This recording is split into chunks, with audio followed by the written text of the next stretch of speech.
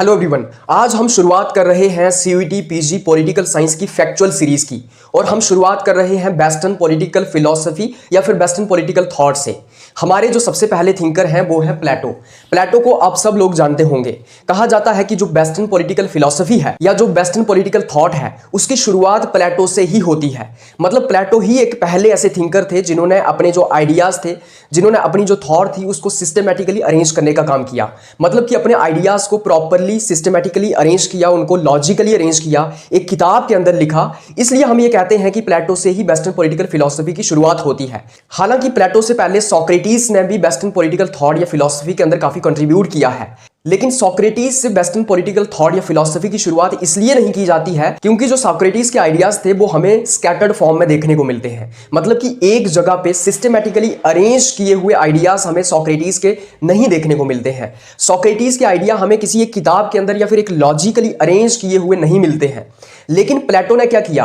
प्लेटो के गुरु थे सोक्रेटिस, प्लेटो के टीचर थे सोक्रेटिस, तो प्लेटो ने सोक्रेटिस के आइडियाज को भी सिस्टमेटिकली अरेंज करने का काम किया। इसलिए अगर हमें सोक्रेटिस को भी समझना है तो उसके लिए हमें प्लेटो को ही समझना होगा, क्योंकि प्लेटो ने ही प्रॉपर तरीके से अपने जो गुरु थे सोक्रेटिस, उनके आइडियाज को जो है वो उनको अरेंज करने का काम किया है। इसलिए हम ये कहते हैं कि प्लेटो से वेस्टर्न पॉलिटिकल फिलॉसफी की या थॉट की शुरुआत होती है, क्योंकि प्लेटो ने अपने आइडियाज को सिस्टमेटिकली अरेंज करने का काम किया है, लॉजिकली अरेंज करने का काम किया है।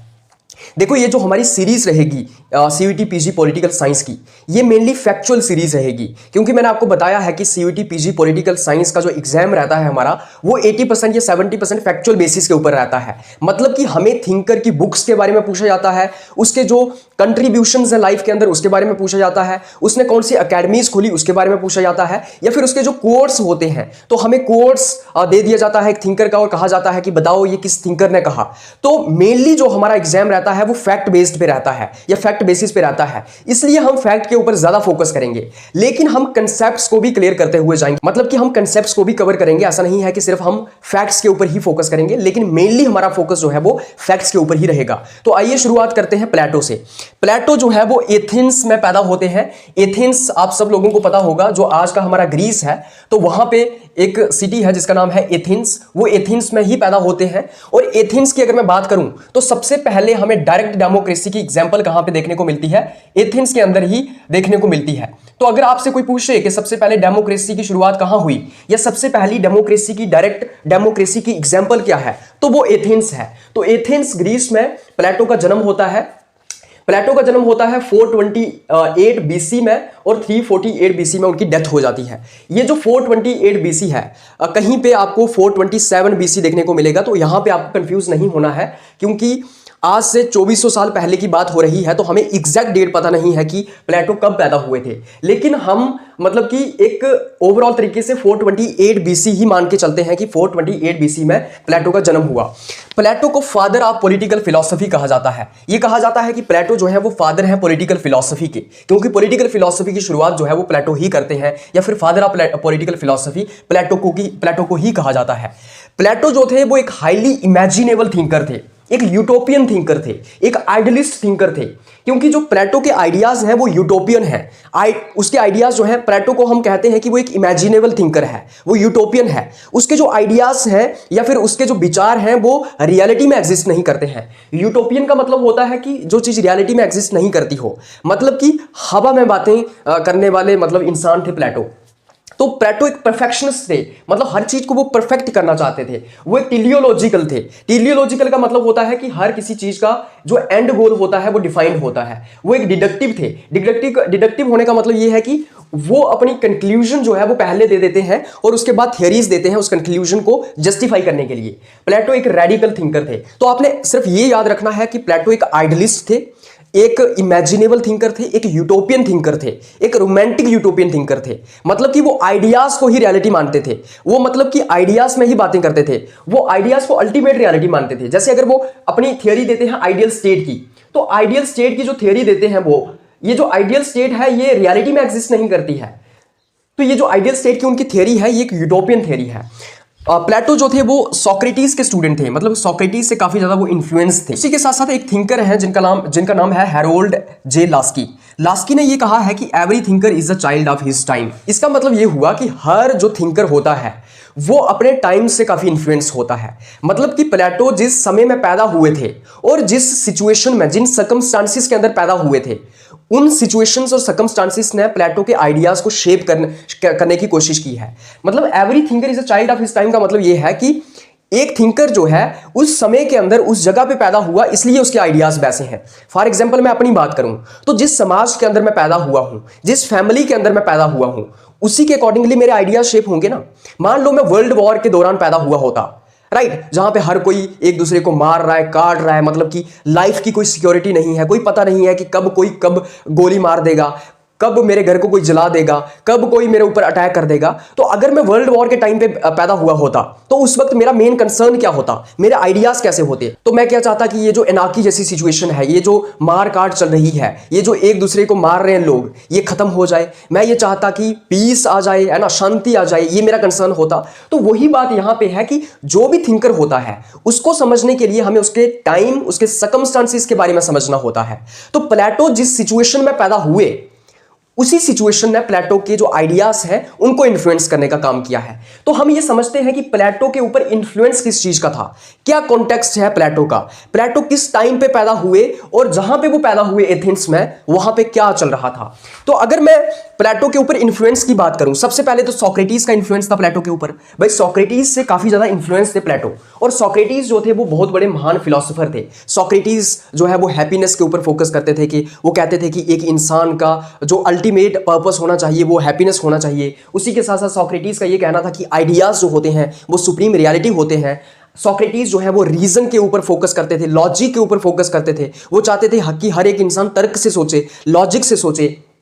सोक्रेटिस जो है वो डायलॉग प्रमोट करते थे, लोगों के बीच के बातचीत हो, डिबेट्स हो, डिस्कशंस हो। इसलिए सोक्रेटिस को फाउंडर ऑफ डायलेक्टिक्स कहा जाता है। मतलब डायलेक्टिक्स का जो आइडिया है वो सोक्रेटिस से ही शुरू हुआ। डायलेक्टिक्स का मतलब होता है डिबेट्स करना, डिस्कशंस करना, राइट, डायलॉग करना।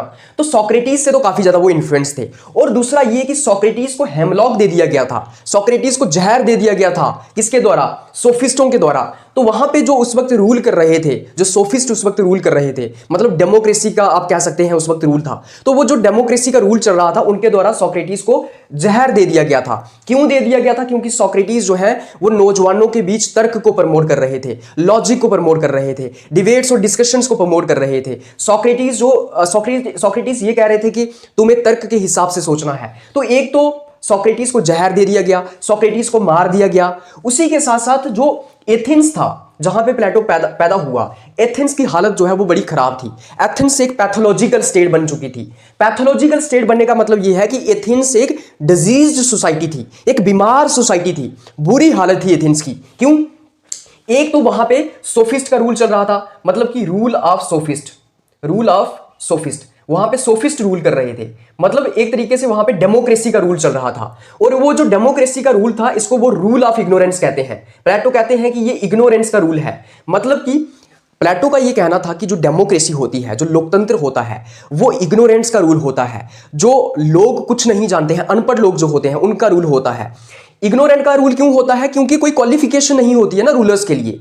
मतलब जिसको ज्यादा वोट मिल गए वो रूलर बन गया। आप इंडिया में देख लो, यहां पे डेमोक्रेसी का रूल है, तो यहां पे अनपढ़ लोग भी एमपी बन जाते हैं, अनपढ़ लोग यहां पे प्रधानमंत्री बन जाते हैं। तो ये इग्नोरेंस का ही तो रूल है ना। यहां पे कोई क्वालिफिकेशन थोड़ी ना है रूलर के लिए। मतलब जो ज्यादा वोट हासिल कर लेगा वही रूल करेगा। तो ये इग्नोरेंस का रूल है। और प्लेटो इसको, डेमोक्रेसी को अपोज करते हैं। ये जो सोफिस्ट का रूल था, इसको अपोज करते हैं।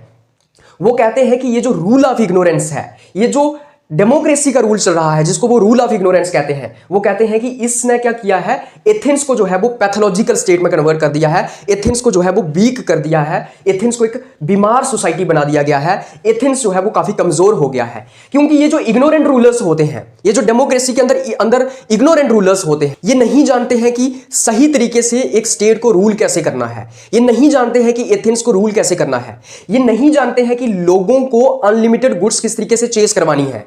मतलब कि ये नहीं जानते हैं कि आइडियाज क्या होते हैं। तो बेसिकली उनका ये कहना था कि ये जो रूल ऑफ इग्नोरेंस है, ये जो डेमोक्रेसी का रूल है, ये सबसे बड़ा कारण है। दूसरा, एथेंस के अंदर बहुत ज्यादा करप्शन थी। उसी के साथ साथ एथेंस के अंदर बहुत ज्यादा इनइक्वालिटी थी। एथेंस के अंदर जो है वो पॉलिटिकल इंस्टेबिलिटी थी। तो ये सब कारण थे जिससे कि एथेंस जो है वो एक पैथोलॉजिकल स्टेट बन गया था। उसी के साथ साथ एक पेलोपोनेशियन वॉर होती है, इसको आप याद रखना, पेलोपोनेशियन वॉर।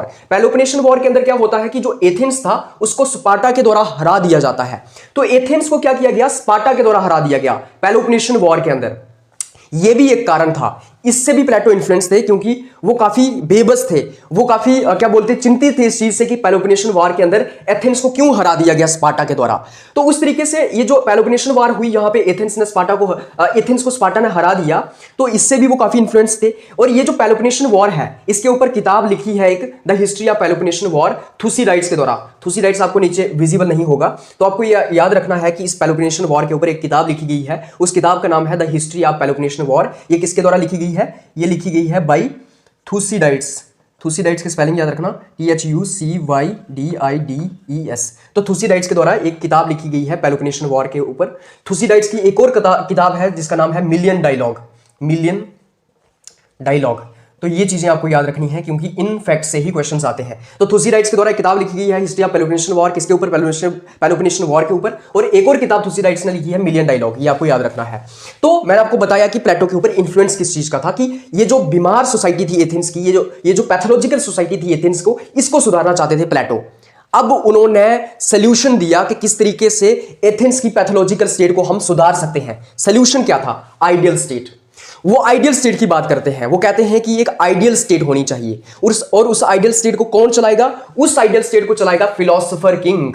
तो उन्होंने फिलोसोफर किंग का कंसेप्ट दिया, उन्होंने आइडियल स्टेट का कंसेप्ट दिया। उन्होंने कहा कि एथेंस को हम तभी सुधार सकते हैं, एथेंस तभी एक बेहतर स्टेट बन सकती है जब वो आइडियल स्टेट होगी और उसको फिलोसोफर किंग रूल करेगा। तो उन्होंने फिलोसोफर किंग का कंसेप्ट दिया, ये आपको याद रखना है। उसी के साथ साथ हम कुछ किताबों की बात करते हैं कि प्लेटो की कुछ इंपॉर्टेंट किताबें कौन सी थी। सबसे पहले है Republic, the most important book Republic. इसका जो सबटाइटल था इसका कंसर्निंग जस्टिस। तो इसका सबटाइटल आपको याद रखना है, इसका सबटाइटल था कंसर्निंग जस्टिस। इसी रिपब्लिक के अंदर, इसी किताब के अंदर जो है वो प्लेटो किसकी, आइडियल स्टेट की बात करते हैं। इसी किताब के अंदर प्लेटो फिलोसोफर किंग की बात करते हैं। और इसी रिपब्लिक किताब के अंदर प्लेटो अपनी थियरी ऑफ एजुकेशन भी देते हैं, जिसको हम आगे समझेंगे। तो एक किताब उनकी आ गई द रिपब्लिक, दूसरी उनकी किताब है द लॉज के बाद उनकी तीसरी किताब है द स्टेट्समैन, चौथी किताब है उनकी द एपोलॉजी, फिर क्रीटो, फ्यूडो और गॉर्जियास। तो उनकी मेन इंपॉर्टेंट किताबें कौन सी हैं, रिपब्लिक है, लॉज है, स्टेट्समैन है और एपोलॉजी है। ये आपको एकदम रट लेना है बस। ये जो एपोलॉजी किताब है, ये एपोलॉजी जो है ये सोक्रेटिस के ऊपर लिखी गई है, किसके द्वारा, प्लेटो के द्वारा। मतलब सोक्रेटिस की लाइफ के ऊपर, सोक्रेटिस के ऊपर ये किताब लिखी गई है।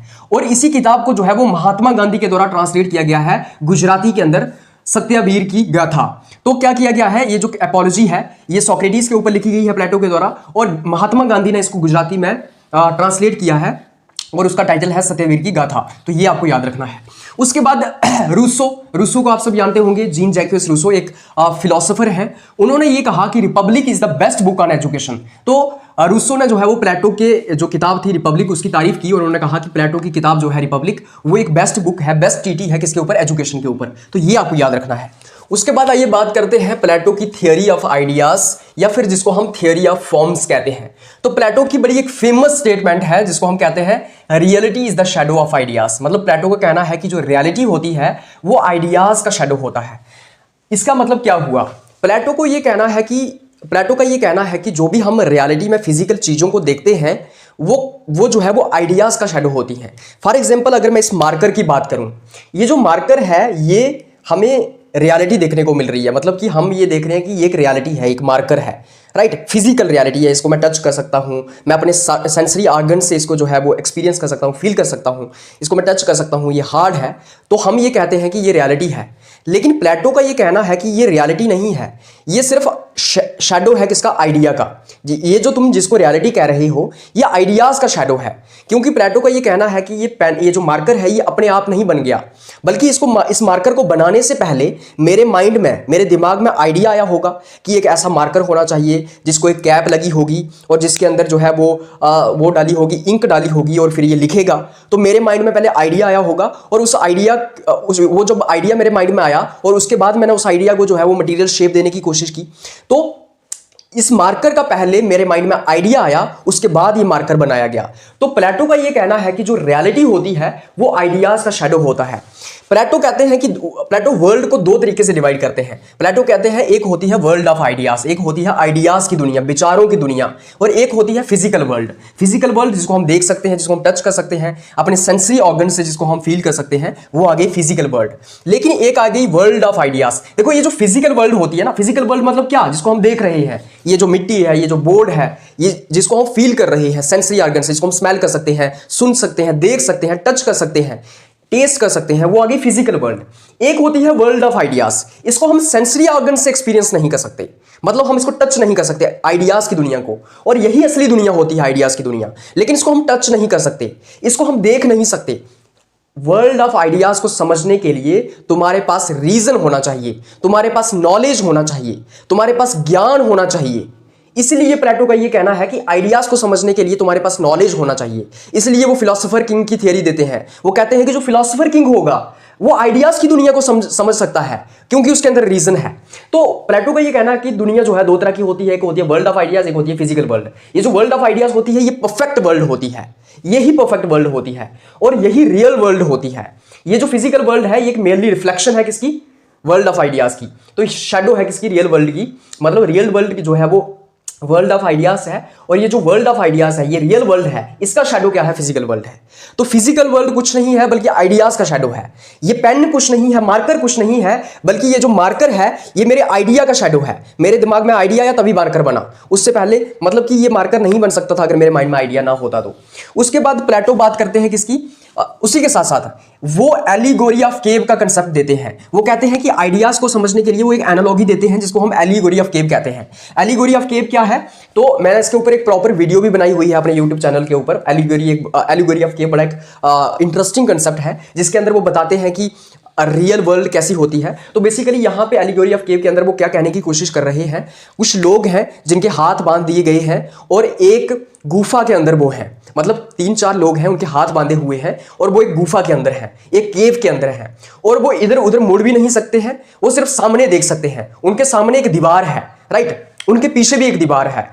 3 लोग हैं, 1 2 3, हमें ऐसे बांध दिया गया है, हमारे हाथ पीछे से बांध दिए गए हैं, हमारे सामने दीवार है, हमारे पीछे भी दीवार है, और हमारे पीछे दीवार जो है उसके पीछे कुछ जलाया जा रहा है, मतलब आग जलाई जा रही है। पूरी गुफा के अंदर अंधेरा है लेकिन हमारी दीवार के पीछे आग जलाई जा रही है, और उस आग के आगे से कुछ लोगों को पास किया जा रहा है। मतलब ये जो दीवार है ना ये पूरी ऊपर तक नहीं है, ये दीवार इतने तक है, राइट, ये दीवार इतने तक है। इस दीवार के आगे जो है कुछ लोगों को बांधा गया है, हाथ उनके जकड़ दिए गए हैं, वो पीछे नहीं देख सकते हैं, वो सिर्फ आगे देख सकते हैं, उनके आगे भी दीवार है।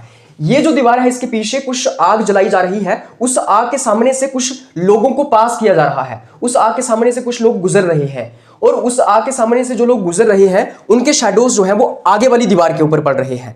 तो हम क्या देख रहे हैं, उन लोगों को जिनको बांध दिया गया है वो सिर्फ अपनी दीवार के आगे, मतलब उनके आगे जो दीवार है उसके ऊपर उनके शैडोज देख पा रहे हैं, राइट। लेकिन असली काम कहां पे हो रहा है, उनके पीछे हो रहा है, वो ये नहीं जानते हैं।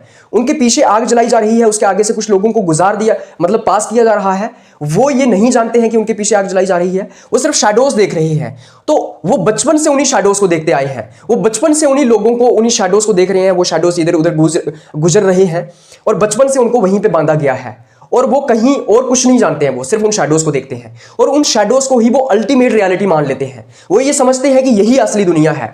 लेकिन एक दिन अचानक क्या होता है कि एक इंसान जो है उसकी चेन्स खुल जाती है और वो गुफा से बाहर निकल जाता है, और वो देखता है कि ये तो सिर्फ शैडोज थे जो हमारे आगे हैं, मतलब कि इसके पीछे से कुछ ऑब्जेक्ट्स को पास किया जा रहा है हमारे पीछे से जो हम नहीं जानते हैं। हमारे आगे जो शैडोज थे ये सिर्फ शैडोज थे जिसको हम असली दुनिया बचपन से समझते आए, और जब वो गुफा से बाहर निकलता है तो वो दूसरी दुनिया देखता है, वो सूरज देखता है, उसी के साथ साथ वो नदियां देखता है, और वो परेशान हो जाता है। वो कहता है असली दुनिया तो ये है, और जो बचपन से मैं देखता आया था वो तो असली दुनिया है ही नहीं। फिर वो अपने साथियों को बताता है आके कि असली दुनिया जो है कुछ और है, ये जो तुम देख रहे हो, ये जो तुम आगे कुछ देख रहे हो, ये शैडोज हैं, ये असली दुनिया नहीं है। तो साथ वाले लोग उसको मारने लगते हैं, उसको डांटने लगते हैं, बोलते हैं क्या बकवास कर रहा है, पागल हो गया क्या, क्योंकि उन्होंने बचपन से उन्हीं शैडोज को देखा हुआ है। वो रियलिटी नहीं जानते हैं, जो जानता है वो उनको बता रहा है, मतलब जो बाहर निकला और जिसने रियलिटी को देखा वो उनको बता रहा है कि असली दुनिया तो कुछ और थी, लेकिन वो उसका विश्वास नहीं कर रहे हैं। यही प्लेटो का कहना है कि हम ये जो जिस दुनिया में खोए हुए हैं, ये जो मटीरियल दुनिया में हम खोए हुए हैं, मेरे पास गाड़ी होनी चाहिए, बंगला होना चाहिए, लड़की होनी चाहिए, पैसा होना चाहिए, दौलत, शोहरत, इसमें जो हम खोए हुए हैं ये असली दुनिया नहीं है। असली दुनिया कोई और है जो हम नहीं जानते हैं। असली दुनिया आइडियाज की दुनिया है। उस आइडियाज की दुनिया को समझने के लिए तुम्हें रीजन को डेवलप करना पड़ेगा, नॉलेज को डेवलप करना पड़ेगा। इसलिए वो कहता है कि जो डेमोक्रेट्स का रूल है, जो डेमोक्रेसी का रूल है, वो इग्नोरेंस का रूल है, क्योंकि वो आइडियाज को नहीं समझते हैं और वो लोगों को समझा भी नहीं पा रहे हैं कि असली दुनिया ये नहीं है। इसलिए वो कहता है कि फिलोसोफर किंग जो है वो लोगों को असली दुनिया के साथ वाकिफ करवाएगा। फिलोसोफर किंग जो है वो आइडियाज की दुनिया से समझेगा और ये जो मटीरियलिस्टिक वर्ल्ड है इससे बाहर निकलेगा। तो एक एलिगोरी ऑफ केव उसने कंसेप्ट दिया। उसके बाद प्लेटो का थियरी ऑफ जस्टिस आता है। अब थियरी ऑफ जस्टिस जो है ना प्लेटो का, वो अपनी किताब रिपब्लिक के अंदर थियरी ऑफ जस्टिस देता है। रिपब्लिक का जैसे मैंने आपको बताया, इसका टाइटल जो है इसका क्या है, कंसर्निंग जस्टिस है। तो इसका टाइटल ही कंसर्निंग जस्टिस है। इसके अंदर वो अपनी थ्योरी ऑफ जस्टिस देता है। देखो जो प्लेटो की थ्योरी ऑफ जस्टिस है, प्लेटो की थ्योरी ऑफ जस्टिस के अंदर प्लेटो ने सोक्रेटिस को मेन कैरेक्टर बनाया हुआ है। तो प्लेटो ये कहता है कि ये सोक्रेटिस की थ्योरी ऑफ जस्टिस है, मतलब प्लेटो सोक्रेटिस को मेन कैरेक्टर बनाता है, मतलब कि प्लेटो जो है वो सोक्रेटिस को सेंट्रल पोजीशन देता है। ये जो थ्योरी ऑफ जस्टिस है प्लेटो की, उसके अंदर ये जो थ्योरी ऑफ जस्टिस है ये डायलेक्टिकल मेथड के ऊपर बेस्ड है, मतलब कि डायलॉग के ऊपर बेस्ड है, राइट, बातचीत के ऊपर बेस्ड है। अब होता क्या है, देखो जो प्लेटो की थ्योरी ऑफ जस्टिस है उसमें प्लेटो ये कह रहा है कि सोक्रेटिस क्या कर रहे हैं, सोक्रेटिस जो है वो मेन कैरेक्टर है और सोक्रेटिस जो है वो अलग अलग लोगों से डायलॉग कर रहे हैं, जिसको हम डायलेक्टिक्स कहते हैं। डायलॉग कर रहे हैं मतलब बातचीत से प्लेटो ये समझने की कोशिश कर रहे हैं कि जस्टिस क्या है। तो फॉर एग्जाम्पल मैं ये कह रहा हूं कि जस्टिस क्या है, मतलब मैं ये जानने की कोशिश कर रहा हूं कि जस्टिस क्या है। मुझे आप सोक्रेटिस मान लीजिए, मैं 3-4 लोगों को चुनता हूं। मैंने एक आयुष को चुन लिया, एक आशु को चुन लिया, एक विक्रम को चुन लिया। मैं सबसे पहले आयुष के पास जा रहा हूं कि बता जस्टिस क्या तेरे लिए। तो आयुष मुझे बताता है कि जस्टिस ये है। तो मुझे अगर आयुष की कोई बात पसंद आती है तो उसको मैं अपनी डायरी के अंदर ऐड कर देता हूं। जो बात मुझे अच्छी नहीं लगती है तो उसको मैं रिजेक्ट कर देता हूं। फिर मैं आशु के पास जाता हूं, बता जस्टिस क्या है। आशु मुझे बताता है कि जस्टिस ये है। तो मैं आशु की जो बात मुझे अच्छी लगती है मैं अपनी डायरी में ऐड कर देता हूं और जो अच्छी नहीं लगती है उसको रिजेक्ट कर देता हूं। फिर मैं विक्रम के पास जाता हूं, बता जस्टिस क्या है। विक्रम मुझे बताता है कि जस्टिस ये है, लेकिन मैं उसके साथ जो है सेटिस्फाई नहीं हूं, मैं उससे सहमत नहीं हूं, तो मैं उसकी बात को रिजेक्ट कर देता हूं। ऐसा ही हो रहा है। सोक्रेटिस मेन कैरेक्टर है और सोक्रेटिस डायलॉग कर रहे हैं किसके साथ, सेफलस के साथ, पोल मार्कस के साथ, थ्रासिमाकस के साथ और ग्लाउकान के साथ, राइट। सोक्रेटिस सबसे पहले आते हैं सेफलस के पास। सोक्रेटिस सेफलस को पूछते हैं बता भाई तेरे लिए जस्टिस क्या है। तो सेफलस कहता है हाँ बिल्कुल मैं बताऊंगा जस्टिस क्या है। तो सोक्रेटिस को सेफलस बताता है कि doing one's duties and paying one's dues is justice. मतलब सेफलस ये कहता है कि जस्टिस ये है कि तुम अपनी ड्यूटीज को परफॉर्म करो, अपनी ड्यूटीज को जो है वो ऑनेस्टली मतलब ईमानदारी से तुम परफॉर्म करो और अपना जो कर्ज तुमने किसी से लिया हुआ है उसको तुम चुकाओ, तो ये जस्टिस है। लेकिन सोक्रेटिस जो है वो उसका जो डूइंग वंस ड्यूटीज जो है इसको एक्सेप्ट कर लेते हैं, मतलब एक पार्ट जो है इसको एक्सेप्ट कर लेते हैं और डूइंग ये जो पेइंग वंस ड्यूज इसको रिजेक्ट कर लेते हैं सोक्रेटिस। मतलब सोक्रेटिस ये कहते हैं कि डूइंग वंस ड्यूटीज, हाँ ये तो ठीक है कि हर किसी को अपना काम करना चाहिए, ड्यूटीज परफॉर्म करनी चाहिए, ये जस्टिस हो सकता है। लेकिन पेइंग वंस ड्यूज मतलब किसी का कर्ज चुकाना जस्टिस नहीं हो सकता, क्योंकि अगर तुम किसी मैड पर्सन को उसका वेपन रिटर्न कर देते हो, मान लो तुमने किसी पागल आदमी से बंदूक ली थी, अब अगर तुम उस पागल आदमी को बंदूक वापस कर दोगे क्योंकि तुम उसका कर्ज दे रहे हो, तो इसका मतलब यह है कि वो जो बंदूक उसके हाथ में होगी वो पूरे समाज के लिए डिस्ट्रक्शन का कारण बन सकती है, मार सकता है किसी को भी। तो वो ये कहते हैं कि तुम किसी मैड पर्सन को उसका वेपन रिटर्न नहीं कर सकते हो। तो ये जो सेफलस की डेफिनेशन थी जस्टिस की, इसको वो पार्शली एक्सेप्ट करते हैं, पार्शली रिजेक्ट कर देते हैं। वो कहते हैं डूइंग वंस ड्यूटीज ये तो ठीक है, हर किसी को अपनी ड्यूटीज को परफॉर्म करना चाहिए, ये जस्टिस हो सकता है, मगर अपनी जो कर्ज है, जो ड्यूज है, इनको वापिस करना, इनको रिटर्न करना जो है वो सही नहीं है, क्योंकि कभी कभी हम अगर मैड पर्सन को उसका वेपन रिटर्न कर देंगे तो दिक्कत हो सकती है। उसके बाद सेफलस का बेटा आता है, son of Cephalus, Polemarchus. Polemarchus कहता है मैं बताता हूं जस्टिस क्या होता है। तो सोक्रेटिस उसको बोलते हैं बता क्या है जस्टिस। तो पोल मार्कस कहता है being good to your friends and evil to your enemies. Polemarchus का ये कहना था कि हमें अपने दोस्तों के साथ अच्छा करना है, दोस्तों के लिए अच्छा रहना है, और जो हमारे दुश्मन हैं उनके साथ हमें बुरा करना है, उनके साथ बुराई करनी है। तो सोक्रेटिस इसको डायरेक्टली रिजेक्ट कर लेते हैं। सोक्रेटिस कहते हैं कि तुम्हें तो मतलब तुम कैसे पहचानोगे कि तुम्हारा दोस्त कौन है और दुश्मन कौन है।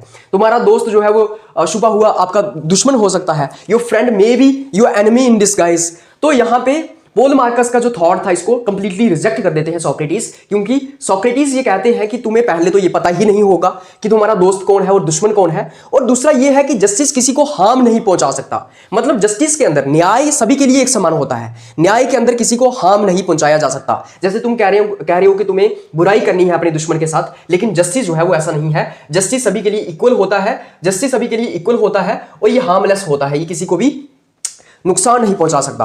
उसके बाद थ्रासिमाकस से सोक्रेटिस पूछते हैं कि क्या है जस्टिस। तो थ्रासिमाकस कहता है कि justice is the interest of stronger. मतलब कि थ्रासिमाकस का ये कहना था कि जो जस्टिस है वो सिर्फ स्ट्रॉन्गर जो इंसान है, जो स्ट्रॉन्गर्स हैं सोसाइटी के अंदर, जो मजबूत लोग हैं, उनका इंटरेस्ट है। इसको भी रिजेक्ट कर देते हैं अपने सोक्रेटिस। वो कहते हैं कि भाई जस्टिस जो है वो यूनिवर्सल है सभी के लिए, वो किसी एक का इंटरेस्ट नहीं है, मतलब किसी स्ट्रॉन्गर का इंटरेस्ट नहीं है। फिर वो ग्लाउकान के पास आते हैं, उसको पूछते हैं कि बता जस्टिस क्या है। तो ग्लाउकान कहता है justice is the interest of weaker. वो कहता है कि जो जस्टिस है वो वीक लोग जो हैं समाज के अंदर उनका इंटरेस्ट है, क्योंकि स्ट्रॉन्ग लोग जो हैं वो कभी कहीं ना कहीं अपना गुजारा चला ही लेते हैं, लेकिन वीक लोगों का इंटरेस्ट है। तो इसको भी वो रिजेक्ट कर देते हैं। वो कहते हैं कि जस्टिस क्या है, यूनिवर्सल है। इस तरीके से वो सबसे पहले अपना डायलॉग करते हैं, डायलेक्टिकल मेथड को यूज करते हैं। उसके बाद वो अपनी थ्योरी ऑफ जस्टिस देते हैं। अब हम बात करते हैं प्लेटो की मेन, मतलब प्लेटो का क्या था जस्टिस का कंसेप्ट। पहले तो डायलॉग हो गया, मतलब सोक्रेटिस के द्वारा, सोक्रेटिस को उसने मेन कैरेक्टर रखा था, डायलॉग हो गया। उसके बाद प्लेटो का ये कहना था कि एक इंडिविजुअल जो होता है उसकी जो सोल होती है, उसकी सोल के अंदर 3 कैरेक्टरिस्टिक्स होते हैं, 3 कैरेक्टरिस्टिक्स होते हैं। 3 कैरेक्टरिस्टिक्स क्या होते हैं? सबसे पहले एक इंडिविजुअल की सोल के अंदर 3 कैरेक्टरिस्टिक्स होते हैं। पहले रीजन होता है, दूसरा करेज होता है, और तीसरा होता है एपिटाइट। तो हर एक इंसान की सोल के अंदर 3 कैरेक्टरिस्टिक्स होते हैं। 3 कैरेक्टरिस्टिक्स से इंसान बना होता है, एक रीजन, एक करेज, एक एपिटाइट। ये जो रीजन है उसको वो गोल्ड कहते हैं, ये जो करेज है उसको सिल्वर कहते हैं, और जो एपिटाइट है उसको वो कॉपर से मतलब कंपेयर करते हैं। इसी को वो थियरी ऑफ मेटल्स या मेंस ऑफ मेटल जो है वो इसी कंसेप्ट को कहा जाता है। ये जो गोल्ड, सिल्वर और कॉपर के साथ वो कंपेयर कर रहे हैं। तो सिंपली प्लेटो का ये कहना है कि एक इंडिविजुअल की सोल के अंदर 3 चीजें होती हैं, रीजन, करेज, एपिटाइट। जिसके अंदर रीजन डोमिनेट करता है, जिसके अंदर रीजन सबसे ज्यादा होता है, वो बनता है फिलोसोफर किंग। वो क्या बनता है? Philosopher king. पीके का मतलब हो गया फिलोसोफर किंग। जिसके अंदर रीजन डोमिनेट करता है वो फिलोसोफर किंग बनेगा। इसका मतलब उसको मैन ऑफ गोल्ड कहा जाएगा। क्या कहा जाएगा? मैन ऑफ गोल्ड, क्योंकि उसके अंदर गोल्ड डोमिनेट कर रहा है, रीजन डोमिनेट कर रहा है। जिसके अंदर करेज डोमिनेट करता है वो सोल्जर बनेगा। क्या बनेगा? सोल्जर बनेगा, क्योंकि इसके अंदर क्या है? इसके अंदर करेज है, इसके अंदर जो है वो करेज डोमिनेट कर रहा है। तो ये क्या बनेगा? सोल्जर। इसको मैन ऑफ सिल्वर कहा जाएगा। और जिसके अंदर एपिटाइट डोमिनेट कर रही है वो बनेंगे पीजेंट्स, बिजनेसमैन और फार्मर। और इसको वो कंपेयर करते हैं कॉपर के साथ। इनको वो मैन ऑफ कॉपर कहते हैं। तो जो फिलोसोफर किंग होगा वो मैन ऑफ गोल्ड होगा, जो सोल्जर्स होंगे वो मैन ऑफ सिल्वर होंगे, और जो पीजेंट्स, बिजनेसमैन होंगे वो मैन ऑफ कॉपर होंगे। जो फिलोसोफर किंग होगा उसके अंदर रीजन डोमिनेट करता है, जो जिसके अंदर करेज डोमिनेट करता है वो सोल्जर बनते हैं, और जिसके अंदर एपिटाइट डोमिनेट करता है वो क्या बनते हैं? वो बनते हैं पीजेंट्स, बिजनेसमैन, ये सब। अब प्लेटो की थ्योरी ऑफ जस्टिस ये है कि अगर सारे लोग जिनके अंदर रीजन डोमिनेट कर रहा है अगर वो फिलोसोफर किंग बन जाए, जिनके अंदर करेज डोमिनेट कर रहा है अगर वो सोल्जर बन जाए, और जिनके अंदर एपिटाइट डोमिनेट कर रही है अगर वो पीजेंट्स बन जाए, तो समाज के अंदर जस्टिस आएगा। मतलब कि फंक्शनल स्पेशलाइजेशन की यहां पे बात की जाएगी कि जिस इंसान के अंदर जो चीज डोमिनेट करती है वो वही काम करेगा। जिसके अंदर रीजन सबसे ज्यादा डोमिनेट कर रहा है वो फिलोसोफर किंग बनेगा, जिसके अंदर करेज सबसे ज्यादा डोमिनेट कर रहा है वो सोल्जर बनेगा, और जिसके अंदर एपिटाइट सबसे ज्यादा डोमिनेट कर रही है वो पीजेंट बनेगा। और जब सारे लोग अपनी ड्यूटीज को अपने हिसाब से परफॉर्म करने लगेंगे, जो भी उनकी ड्यूटीज हैं, जो पीजेंट्स हैं अगर वो अपना काम करेंगे, सोल्जर्स अपना काम करेंगे, फिलोसोफर किंग अपना काम करेंगे, तो जस्टिस आएगा, तो जस्टिस प्रिवेल होगा। ये है प्लेटो की थ्योरी ऑफ जस्टिस। अब कैसे पता चलेगा कि किसी इंसान के अंदर रीजन डोमिनेट कर रहा है? कैसे पता चलेगा कि किसी इंसान के अंदर करेज डोमिनेट कर रहा है? और कैसे पता चलेगा कि किसी इंसान के अंदर एपिटाइट डोमिनेट कर रही है? इसके लिए प्लेटो अपना कंसेप्ट देते हैं किसका? इसके लिए प्लेटो अपनी थियरी देते हैं एजुकेशन की। थियरी ऑफ एजुकेशन के तहत हमें यह पता चलेगा कि किसके अंदर रीजन डोमिनेट कर रहा है, किसके अंदर करेज डोमिनेट कर रहा है, और किसके अंदर एपिटाइट डोमिनेट कर रहा है। उसके बाद हम देखते हैं कि प्लेटो कहते हैं state is individual writ large. इसका क्या मतलब हुआ? प्लेटो का ये कहना है कि state is individual writ large. इसका मतलब यही है कि स्टेट जो होती है वो इंडिविजुअल का मैग्नीफाइड वर्जन होती है। मतलब कि एक इंडिविजुअल का मैग्नीफाइड वर्जन है क्या, स्टेट। तो ये काफी इंपॉर्टेंट स्टेटमेंट है प्लेटो की, डायरेक्टली क्वेश्चन यहां से पूछा जाता है, पूछा भी गया है। State is individual writ large, इसका मतलब ये हुआ कि एक इंडिविजुअल का मैग्नीफाइड वर्जन होती है स्टेट, क्योंकि अल्टीमेटली एक स्टेट इंडिविजुअल को मिला के ही बनती है। जैसे कि मैंने आपको बताया कि एक इंडिविजुअल की सोल के अंदर तीन चीजें डोमिनेट करती हैं, मतलब तीन चीजें होती हैं, रीजन, एपिटाइट और करेज।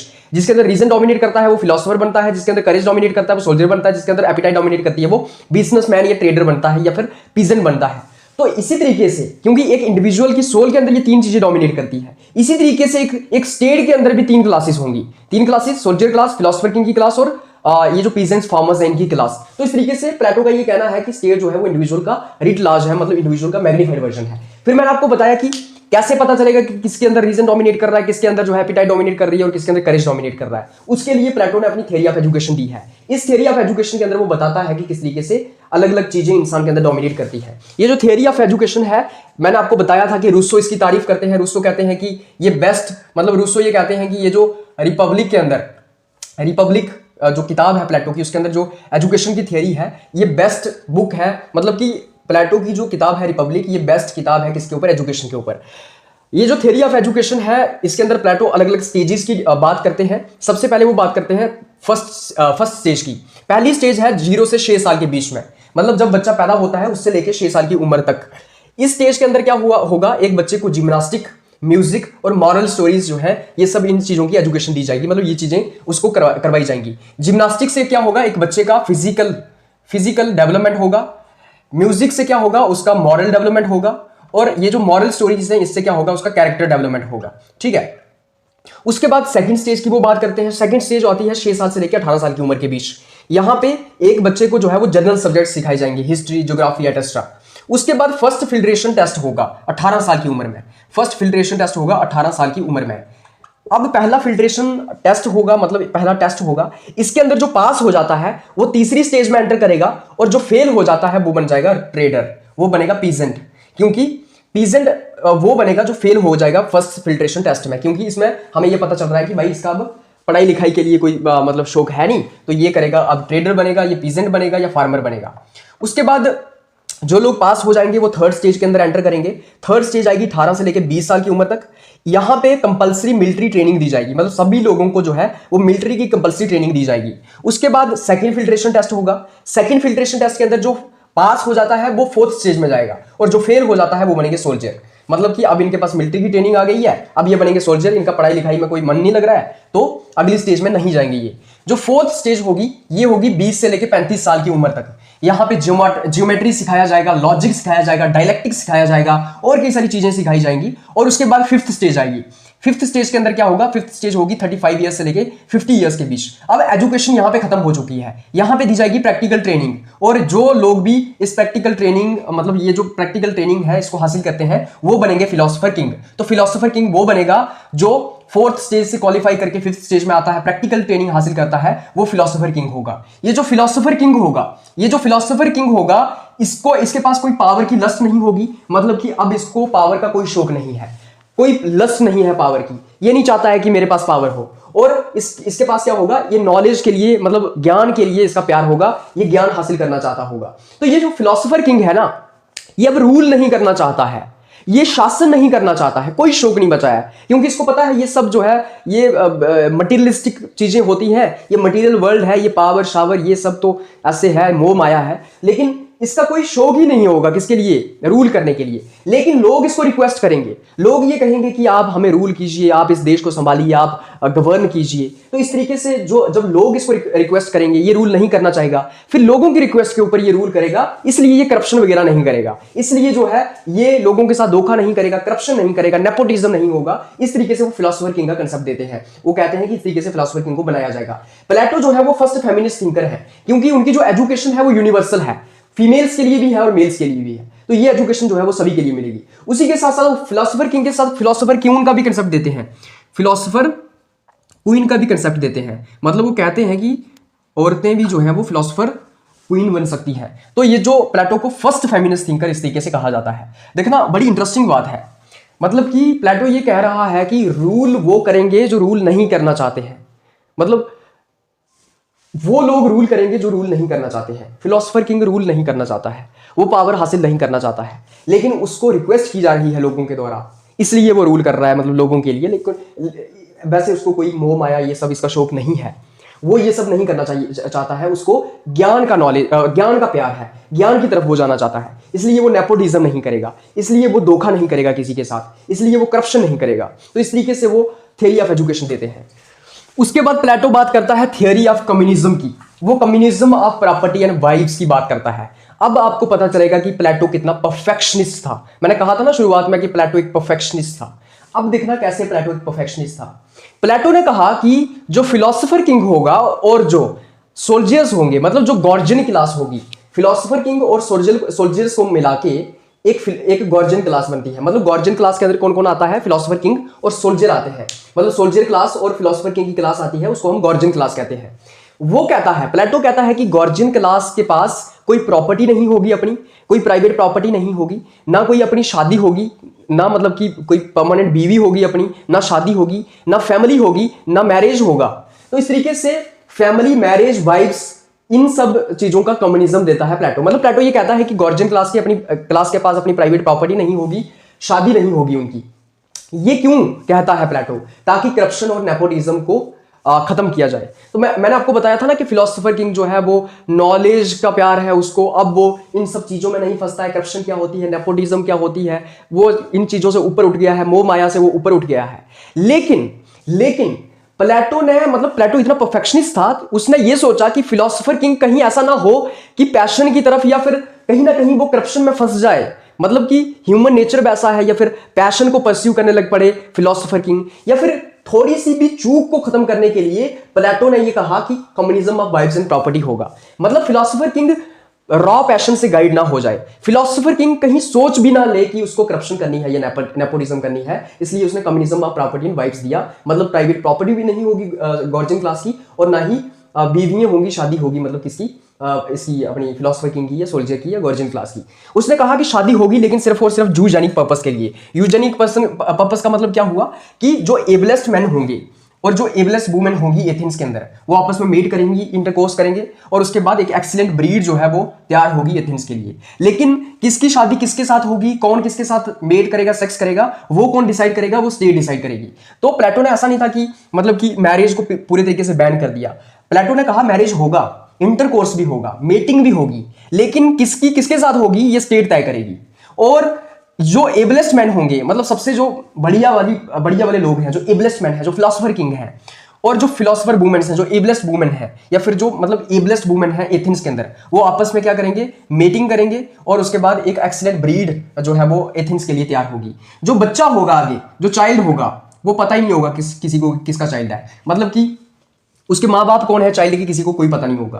तो चाइल्ड की रिस्पॉन्सिबिलिटी कौन लेगा? स्टेट लेगी। तो फिलोसोफर किंग के जो सारे बच्चे जो स्टेट के हैं, मतलब स्टेट के जितने भी बच्चे हैं, वो फिलोसोफर किंग के अपने ही बच्चे समझ लो।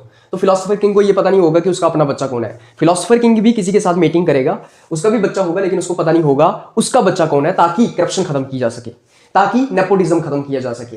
लेकिन जो हमारी पीजेंट्स की या फिर ये जो ट्रेडिंग क्लास थी, उनके लिए कोई communism of vibes and property नहीं था।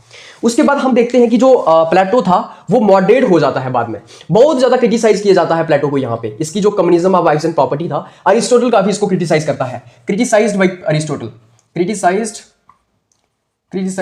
अरिस्टोटल, क्योंकि अरिस्टोटल जो था वो प्लेटो का क्या था? स्टूडेंट था। प्लेटो अरिस्टोटल का टीचर था, लेकिन फिर भी अरिस्टोटल जो है वो प्लेटो को क्रिटिसाइज करता है उसकी जो कम्युनिज्म ऑफ प्रॉपर्टी था उसके लिए। उसने कहा यार प्रॉपर्टी जो है वो एक सेंस ऑफ मोटिवेशन होता है, तुम कह रहे हो कि प्रॉपर्टी प्राइवेट प्रॉपर्टी नहीं होनी चाहिए, प्राइवेट प्रॉपर्टी तो होनी चाहिए, वो एक तरीके का सेंस ऑफ मोटिवेशन है इंसान के लिए। जब उसके पास प्रॉपर्टी होती है और मेहनत करता है, वो और प्रॉपर्टी इकट्ठी करता है, तो वो एक सेंस ऑफ मोटिवेशन होता है उसके लिए। उसी के साथ साथ उसने कहा कि ये जो मैरिज है ये इंसान को एक सोशली या फिर एक कंफर्ट देने का काम करता है, उसकी मेंटल हेल्थ को जो है वो कंट्रोल करने का काम करता है, या फिर मेंटल लेवल पे जो है वो इंसान को जो है वो सहारा देने का काम करता है। कौन? फैमिली जो है, इंसान की फैमिली जो होती है, परिवार जो होता है, वो इंसान को जो मेंटल स्ट्रेस होता है या फिर मेंटल वेलबींग के लिए काफी ज्यादा काम करता है। तो इसलिए क्रिटिसाइज ने प्लेटो को बड़ा क्या किया, क्रिटिसाइज किया अरिस्टोटल ने प्लेटो को।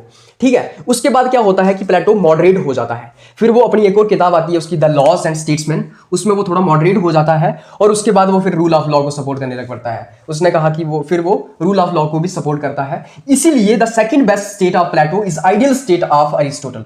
मतलब कि सेकंड बेस्ट स्टेट क्या थी प्लेटो की? सेकंड बेस्ट स्टेट थी रूल ऑफ लॉ या फिर रिपब्लिक, जिसको हम कह सकते हैं रिपब्लिक। ठीक है, पहली फर्स्ट बेस्ट स्टेट क्या थी? Ideal state, philosopher king. Second best, मैंने कहा कि सेकंड बेस्ट स्टेट के अंदर मतलब फिर वो मॉडरेट हो गया, अपनी लॉज और स्टेट्समैन जो किताब है उसके अंदर उसने रिपब्लिक का या रूल ऑफ लॉ का सपोर्ट करना स्टार्ट कर दिया। इसलिए जो सेकंड बेस्ट स्टेट थी प्लेटो की, वो आइडियल स्टेट थी किसकी? अरिस्टोटल की। तो अरिस्टोटल जो है वो रूल ऑफ लॉ की बात करता था, इसलिए second best state of Plato is the ideal state of Aristotle. ये सेबिन ने कहा है। तो सेबिन ने ये कहा है कि second best state of Plato is the ideal state of Aristotle. उसके बाद प्लेटो की एक अकेडमी थी जिसको द अकेडमी के नाम से जाना जाता है। तो प्लेटो ने अपनी एक अकेडमी खोली जिसको द अकेडमी कहते हैं, और इस अकेडमी के अंदर फिर सोक्रेटिस भी पढ़ते थे। कार्ल पॉपर एक फेमस फिलोसोफर हुए।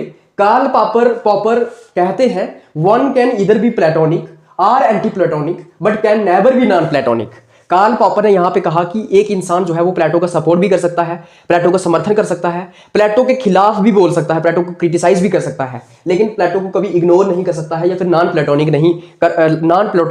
नहीं हो सकता है। इतने ज्यादा इंपॉर्टेंट है कौन? प्लेटो कहां पे? वेस्टर्न पॉलिटिकल थॉट के अंदर। So one can either be Platonic और anti Platonic but can never be non Platonic. Karl Popper अपनी एक किताब लिखते हैं, open society and its enemies. याद रखना, open society and its enemies, ये किताब है कार्ल पॉपर की। इस किताब के अंदर कार्ल पॉपर ये कहते हैं Plato is enemy of open society. Plato जो है वो ओपन सोसाइटी का एनिमी था। ओपन सोसाइटी क्या होती है? ओपन सोसाइटी हो गई मतलब लिबरल वर्ल्ड ऑर्डर जो है, लिबरल वर्ल्ड है जहां पे लिबर्टी की बात की जाती है, इक्वालिटी की बात की जाती है। तो कार्ल पॉपर का ये कहना था कि प्लेटो जो है वो ओपन सोसाइटी का एनिमी है। क्यों है? क्योंकि वो सोसाइटी को जो है वो जकड़ के रखता है। उसने सोसाइटी को 3 क्लासेस के अंदर डिवाइड कर दिया। उसने बताया कि सोल्जर का ये काम होगा, उसका ये काम होगा, फिलोसोफर किंग का ये काम होगा। तो उसने एक सोसाइटी को जो है ना वो जकड़ के रखा हुआ है। ना ही वो इक्वालिटी की बात कर रहा है, ना वो लिबर्टी की बात कर रहा है, ना वो मतलब लिबरल वर्ल्ड ऑर्डर जो है वो जो लिबरल वैल्यूज है, लिबर्टी जो है उसकी बात नहीं हो रही है। इसलिए प्लेटो क्या है? ओपन सोसाइटी का एनिमी है। उसके बाद The entire Western political thought is nothing but footnotes to Plato and Aristotle. White head का ये कहना है कि पूरी की पूरी जो वेस्टर्न पॉलिटिकल थॉट है वो प्लेटो और अरिस्टोटल के जो पांव के चिन्ह होते हैं ना वो है। मतलब प्लेटो और अरिस्टोटल के जो फुट नोट्स हैं वो है। मतलब कि प्लेटो और अरिस्टोटल के बिना पूरी वेस्टर्न पॉलिटिकल थॉट जो है अधूरी है। प्लेटो इज फिलोसफी, फिलोसफी इज प्लेटो। ये एमर्सन ने कहा है कि प्लेटो फिलोसफी है और फिलोसफी ही प्लेटो है। कुछ इंपॉर्टेंट या फेमस किताबें हैं प्लेटो के ऊपर लिखी गई है अलग अलग थिंकर्स के द्वारा, जैसे the myths of Plato, J A. Stewart ये लिखते हैं। The myths of Plato J A. Stewart के द्वारा लिखी गई है प्लेटो के ऊपर। The Republic of Plato Ernest Barker के द्वारा लिखी गई है। और इन डिफेंस ऑफ प्लेटो ये रोनाल्ड बी लेविंसन के द्वारा लिखी गई है प्लेटो के ऊपर। तो इस तरीके से हम यहाँ पे प्लेटो को कंप्लीट करते हैं। मुझे उम्मीद है कि प्लेटो के रिलेटेड आपको ये लेक्चर पसंद आया होगा। मैंने कहा था कि ज्यादा फैक्ट्स के ऊपर काम किया जाएगा, फैक्ट्स के ऊपर डिस्कस किया जाएगा, लेकिन आई थिंक ये जो लेक्चर था ये मैक्सिमम कंसेप्चुअल हो गया। तो कंसेप्ट्स के ऊपर ज्यादा हमने फोकस कर दिया क्योंकि प्लेटो एक थिंकर ही वैसा है जिसको समझना काफी इंपॉर्टेंट होता है और उसके कंसेप्ट्स जो है वो काफी इंपॉर्टेंट है, रादर देन कि हमने फैक्ट्स के ऊपर भी फोकस किया है। उसकी किताबें, उसकी एकेडमी, उसके ऊपर अलग अलग थिंकर्स ने क्या कहा है, लेकिन उसके जो कंसेप्ट्स हैं उनको भी हमने अच्छे तरीके से डील करने की कोशिश की है। तो फिर मिलेंगे आपके साथ नेक्स्ट लेक्चर में, हम अरिस्टोटल को कवर करने की कोशिश करेंगे। तब तक आप सब लोगों को धन्यवाद।